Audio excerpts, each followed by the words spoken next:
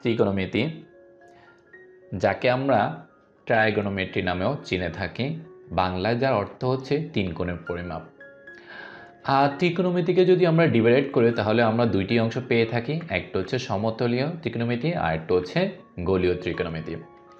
আজকের ভিডিওতে আমরা ত্রিকোণমিতির সকল বেসিক ইনফরমেশন যেমন প্রেজেন্ট করব, পাশাপাশি এই বেসিক ইনফরমেশনগুলোকে তুমি কিভাবে জেনারেল ম্যাথে এবং হায়ার ম্যাথে অ্যাপ্লাই করে ম্যাথগুলো সলভ করবা, এই বিষয়গুলো আমরা তুলে ধরবো। সো এই ভিডিওটি শুরু থেকে শেষ পর্যন্ত দেখো, আর ভিডিওর শেষে তোমার জন্য একটা অবশ্যই ছোট্ট একটি গিফট রয়েছে, গিফটটা তুমি নিয়ে নিও। ওকে, চলো আমরা শেষ করি তাহলে।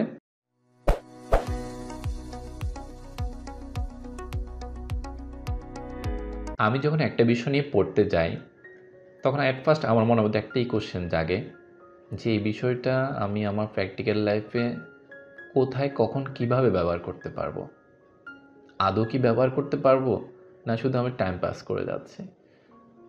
যখন আমি জানতে পারি এটা ব্যবহারটা কোথায়, তখন ওই বিষয় নিয়ে কাজ করতে বা ওই বিষয় নিয়ে পড়তে আমার কাছে অনেক বেশি ইন্টারেস্টিং ফিল হয়।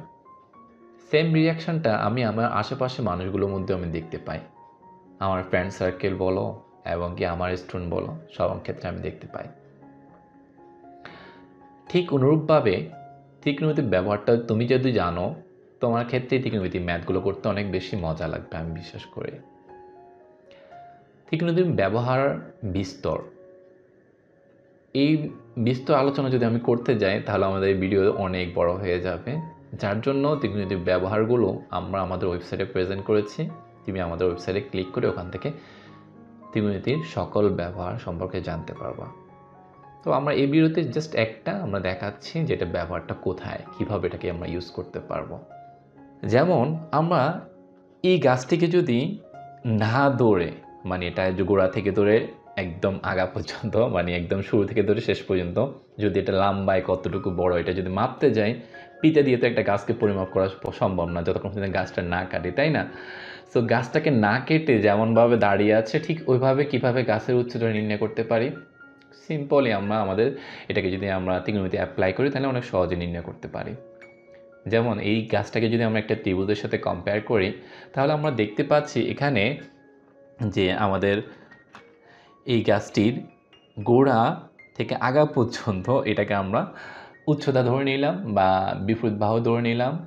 দেন এই গোড়া থেকে ধরে গাছটির ছায়া যেখানে গিয়ে পড়েছে, গাছটির ছায়া যেখানে গিয়ে পড়েছে এই ছায়াটাকে ধরলাম আমরা অতিভুজ। তো গাছের ছায়াটা তো আমরা ধরা পসিবল না, এটা তো আমরা মাপা পসিবল না, তাই না? কিন্তু যেখানে গিয়ে পড়েছে সেখান থেকে ধরে গাছের যে দূরত্ব এটাকে আমরা ভূমি হিসেবে কল্পনা করতে পারি। আর ভূমিটা যখন জানতে পারবো তখন গিয়ে আমরা আমাদের পিথাগোরাসের সূত্র অ্যাপ্লাই করে অনেক সহজে এটার মানটা নির্ণয় করতে পারবো। সো এই বিষয়গুলো নিয়ে আমরা আমাদের ম্যাথের মধ্যে বিস্তর আলোচনা করব, যার জন্য এখানে আর ডিসকাস করতেছি না। সো কীভাবে নির্ণয় করব, কিন্তু আমার সূত্রগুলো অ্যাপ্লাই করতে হবে। সূত্রগুলো যখন অ্যাপ্লাই করতে জানবা, অনুপাতগুলো যখন অ্যাপ্লাই করতে জানবো তখন কিন্তু তোমার কাছে অনেক ইজি লাগবে। যেমন আমরা এখানে একটি বিল্ডিংয়ে সাপোজ তুমি আছো কোথায়, এই জায়গায় বসে আছো, তখন তুমি এইখান থেকে এই পর্যন্ত বিল্ডিং উচ্চতাটা তুমি ত্রিভুজের সাহায্যে অনেক সহজে নির্ণয় করতে পারবা। অনুরূপভাবে এই বিল্ডিংটির উচ্চতা কতটুকু সেটা তুমি নির্ণয় করতে পারবা। তো এইভাবে ব্যবহারগুলো অনেকভাবে করা যায়, আমি এখানে ডিটেলস এক্সপ্লেন করতেছি না, কারণ এক্সপ্লেন করতে হলে অনেক বড় হয়ে যাবে। এখানে ত্রিভুজের বাহুটা আমাদের জানা প্রয়োজন। অনেকেই দেখা যায় ত্রিভুজের বাহুটা ভুল করার কারণে ম্যাথটা ভুল করে বসে। ত্রিভুজের বাহু আদৌ কি ভুল করা পসিবল? হ্যাঁ পসিবল। পসিবল কেন বলতেছি, কারণ হচ্ছে আমাদের কোণ, এই যে সূক্ষ্মকোণগুলো চেঞ্জ হওয়ার সাপেক্ষে আমাদের বাহুগুলো চেঞ্জ হয়ে যায়। যখন কিনা একটা সময় আমরা একটাকে বলতেছি লম্ব, যেমন আমি এটাকে বলতেছি লম্ব আর এটাকে বলতেছি সিম্পলি ভূমি, কিন্তু আবার আমার যখন কোণটা, এই যে কোণটা যদি এখানে চলে আসে তখন কিন্তু এটার নামটা চেঞ্জ হয়ে যাবে। সমকোণের অপোজিটে যে বাহুটা থাকে তাকে আমরা বলি অতিভুজ। তো সমকোণের সাপেক্ষে আমরা এই বাহুটি নির্ণয় করে থাকি। ঠিক অনুরূপভাবে যে নির্দিষ্ট সূক্ষ্মকোণটি উল্লেখ করে দিচ্ছে সে উল্লেখিত সূক্ষ্মকোণের অপোজিটে বিপরীত পাশে যে বাহুটি আমরা দেখতে পাই তাকে আমরা লম্ব বলি, বিপরীত বাহু বলি, উচ্চতাও বলি এবং উন্নতিও বলি। তো একটা কোশ্চেনে একটা নামে তাকে ডাকা হয়ে থাকে, যার জন্য তোমার চারটি নামই জানার প্রয়োজন। এখানে সূক্ষ্মকোণটি যদি এই জায়গায় হইতো তাহলে কিন্তু আমি তখন এই বাহুটাকে আমরা লম্ব, বিপরীত বাহু, উচ্চতা, উন্নতি বলতাম। তো আমাদের অতিভুজ নির্ণয় করা হয়ে গেল, লম্ব, বিপরীত বাহু, উচ্চতা, উন্নতি নির্ণয় করা হয়ে গেল।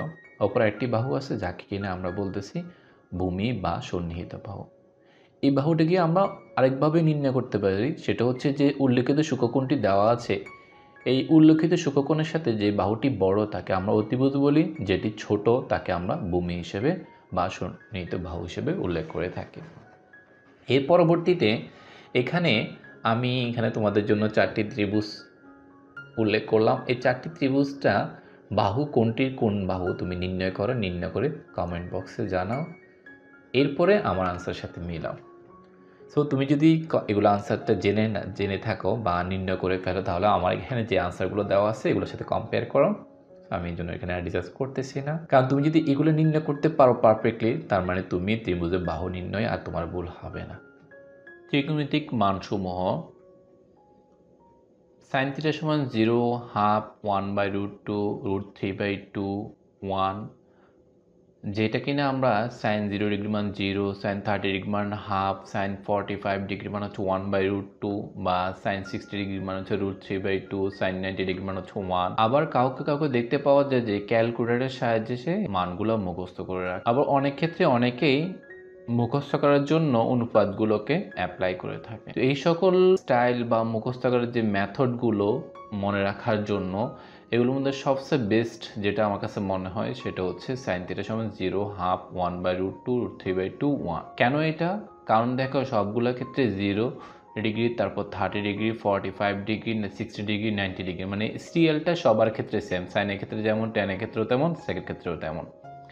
আর ঠিক অনুরূপভাবে সাইনের উল্টোটা হচ্ছে কস। দেখো 0, হাফ, 1/√2, 3/2, 1 যেমন আছে তেমনই রয়ে গেছে, কোনো চেঞ্জ হয়নি। শুধুমাত্র কসের ক্ষেত্রে এগুলা উল্টো দিক থেকে হবে। যেমন সাইন 90 ডিগ্রি মান যেটা হচ্ছে 1, কস 0 ডিগ্রি মান হচ্ছে সেটা 1। সাইন 0 ডিগ্রি মান যেটা হচ্ছে 0, কস 90 ডিগ্রি মান হচ্ছে 0, মানে হুবহু উল্টো। জাস্ট আমরা যদি সাইনটা মুখস্থ করি তাহলে কসটাও পারবো।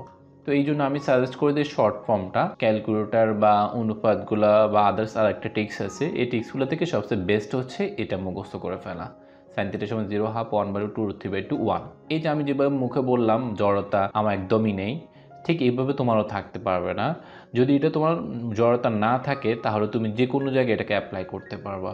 যেমন তোমার SSC, general math, higher math উভয় ক্ষেত্রে আমাদের প্রয়োজন পড়ে, ঠিক অনুরূপভাবে ইন্টার ফার্স্ট ইয়ার, সেকেন্ড ইয়ারের ম্যাথগুলো বা আদার্স তুমি যদি যেখানে যাও না কেন, ত্রিকোণমিতির রিলেটিভ যে মানগুলো অ্যাপ্লাই করতে হয় এগুলো সবসময় লাগে। বিশেষ করে সায়েন্স স্টুডেন্টদের তো অলওয়েজ লাগে।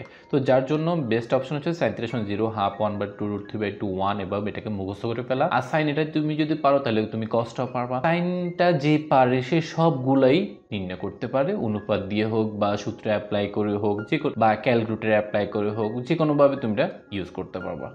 সো সাইন থিটার মতো করে আমরা পাচ্ছি হচ্ছে কি ট্যান থিটার সমান 0, 1/√3, 1, √3 অসংজ্ঞায়িত। আর ঠিক অনুরূপভাবে ট্যান থিটার উল্টোটা হচ্ছে কট থিটা। সো আমরা যদি ট্যান থিটা মুখস্থ রাখি তাহলে কট থিটা আমাদের মুখস্থ করার কোনো প্রয়োজন নেই। অনুরূপভাবে আমরা সেক থিটা সমান 1, 2/√3, √2, 2 অসংজ্ঞায়িত। আমরা যদি সেক থিটা মুখস্থ করি ঠিক অনুরূপভাবে কোসেক থিটা আমরা পারবো। তো এখানে একটা বিষয় খেয়াল করো, সাইন থিটা এবং ট্যান থিটা উভয় কিন্তু 0 দিয়ে স্টার্ট, আর সেক থিটা হচ্ছে 1 দিয়ে স্টার্ট। আর সাইন থিটা তুমি যদি পারো তাহলে তুমি অনুপাত অ্যাপ্লাই করে সেক থিটাও নির্ণয় করতে পারবা। অনুরূপভাবে তুমি সাইন থিটা যদি পারো তাহলে কস থিটাও পারবা, আর সাইন থিটা এবং কস থিটার তুমি অনুপাত অ্যাপ্লাই করে ট্যান থিটা নির্ণয় করতে পারবা।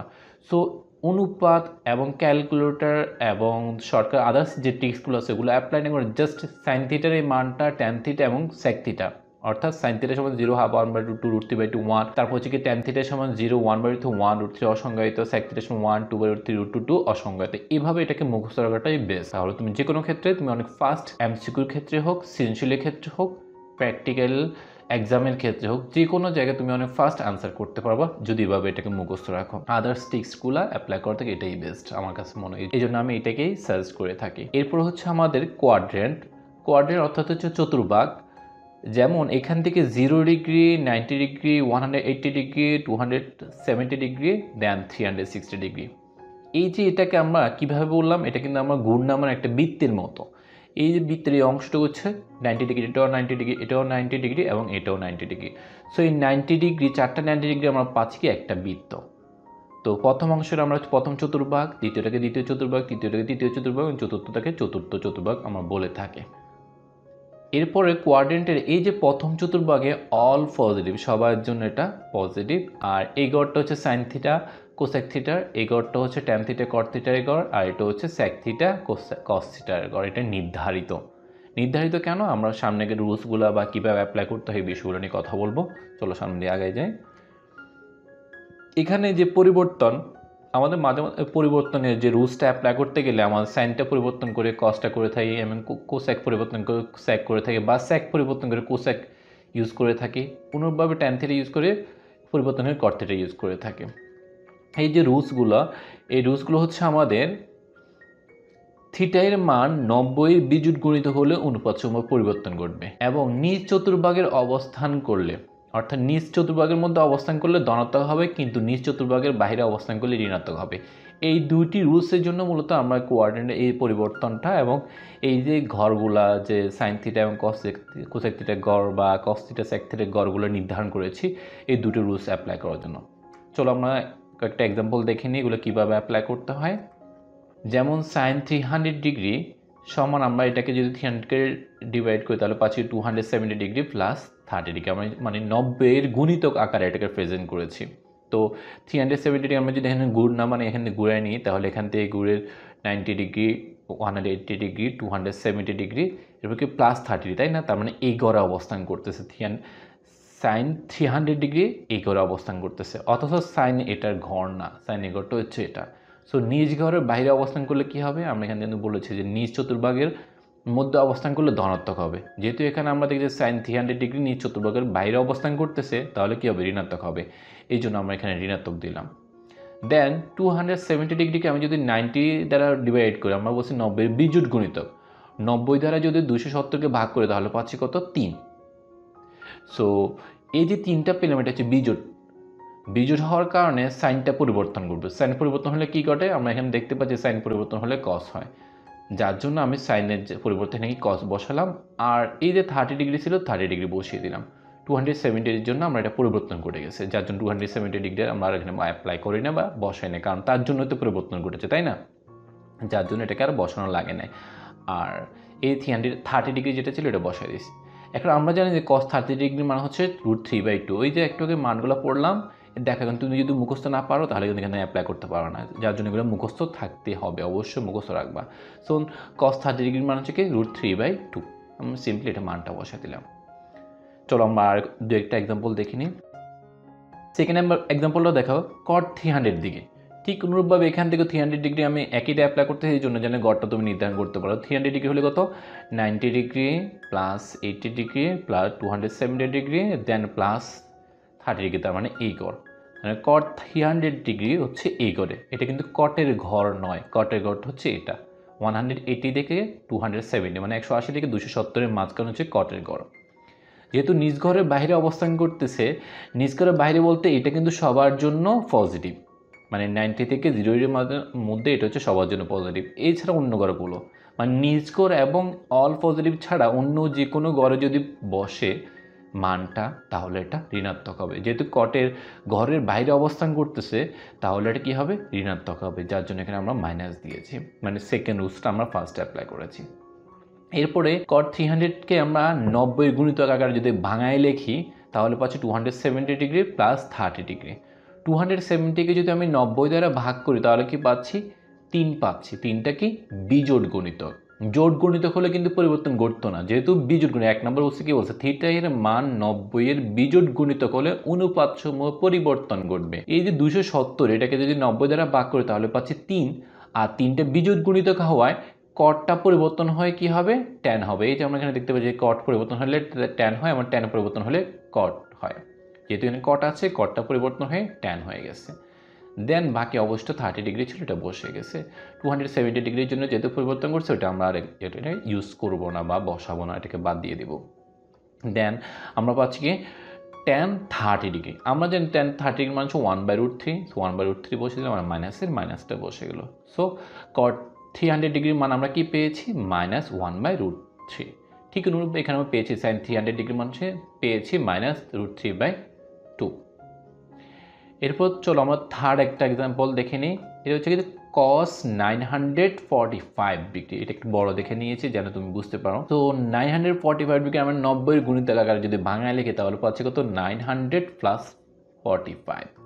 সো 900 মানে হচ্ছে 90 এর 10 গুণিতক। 90 কে 10 দ্বারা যদি গুণ করি তাহলে পাচ্ছি কত 900।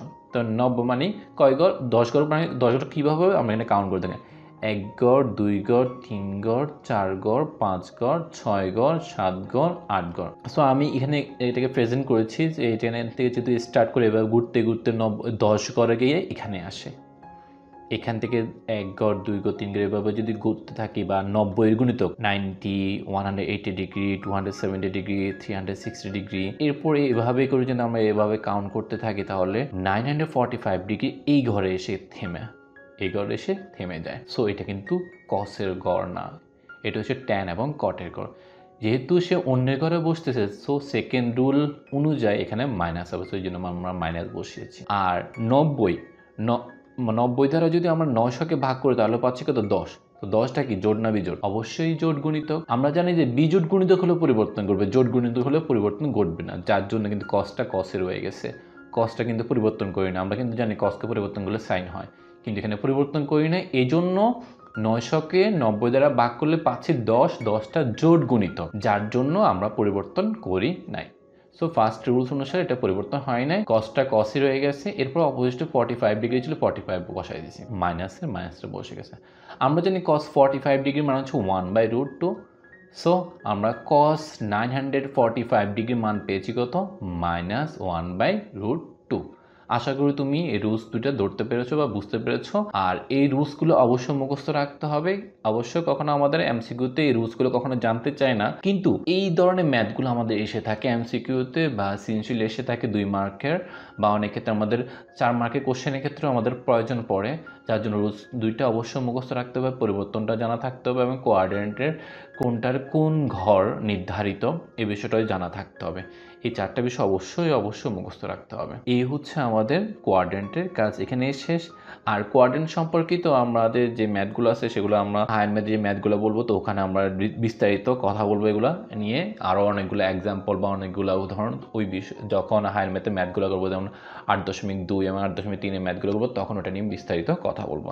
এখানে জাস্ট আমাদের যে রুলসটা বা যেটা আমাদের জানার প্রয়োজন জাস্ট আমি ওই বিষয়টা তুলে ধরেছি, আর এটা বোঝার জন্য 3টা এক্সাম্পল প্রেজেন্ট করেছি। ওকে, যারা এই পর্যন্ত দেখেছো তাদের জন্য ছোট্ট একটি গিফট রয়েছে। গিফটটি হচ্ছে হ্যাপি জার্নি, অর্থাৎ ডিসক্রিপশন বক্সে গিয়ে হ্যাপি জার্নি নামে যে লিঙ্কটি আছে ওখানে ক্লিক করো। ওখান থেকে আমাদের এই যে আজকের যে ভিডিওতে যে বিষয়গুলো নিয়ে আমি কথা বলেছি এগুলোর PDF ফাইল আকারে আমি এখানে দিয়ে রাখছি, তুমি এখান থেকে ডাউনলোড করে নিয়ে নাও, যেন কিনা পরবর্তী তোমার যদি প্রয়োজন পড়ে তুমি PDF ফাইলটি দেখে পড়ে নিতে পারো বা এটা থেকে তুমি লিখে রাখতে পারো। সবগুলো এখানে গুছানোভাবে প্রেজেন্ট করা আছে PDF ফাইলটিতে। ভালো দেখো, পরবর্তী ভিডিওতে দেখা হচ্ছে। আর যদি তোমার ভিডিওটি ভালো লেগে থাকে, তোমার হেল্পফুল মনে হয়ে থাকে, তোমার ফ্রেন্ডদেরকে শেয়ার করলে তাদের হেল্প হবে এমনটা ভেবে থাকো, তাহলে অবশ্যই লাইক কমেন্ট করবে, পাশাপাশি তোমার ফ্রেন্ডদের মধ্যে এটা ছড়িয়ে দেবা। ভালো থেকো, পরবর্তী ভিডিওতে দেখা হচ্ছে। আল্লাহ হাফেজ।